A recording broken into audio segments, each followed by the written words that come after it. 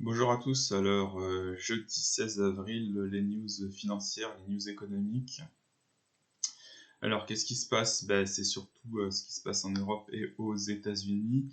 Donc la Fed, la Banque centrale américaine, est en plein Q5 après avoir fait le Q4, Q5, un quantitative easing 5, avec le fait de tout racheter.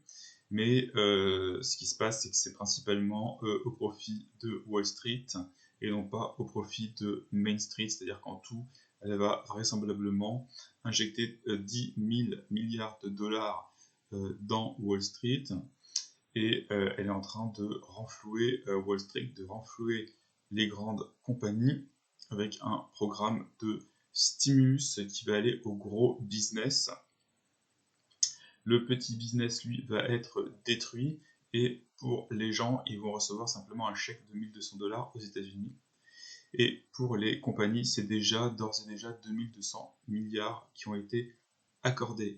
Au total, 2,7 milliards, 2,7 000 milliards de dollars depuis mars par les diverses banques centrales, Fed, BCE, Banque du Japon. Pour Main Street, c'est différent.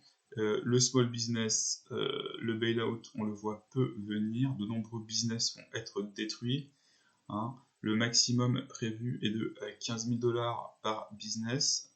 De nombreux restaurants ne vont pas pouvoir payer leurs charges. Quant aux gens, ils ont beaucoup de dettes, ils n'ont pas beaucoup d'économies et ils commencent à faire la queue aux États-Unis. On a vu les files de voitures, jusqu'à plus de 1000 voitures qui attendaient.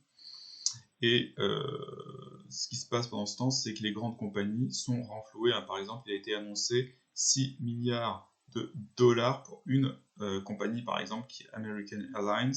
Et en même temps, on a les hedge funds qui essaient de profiter de l'aide au small business, alors qu'ils se sont fait plein d'argent.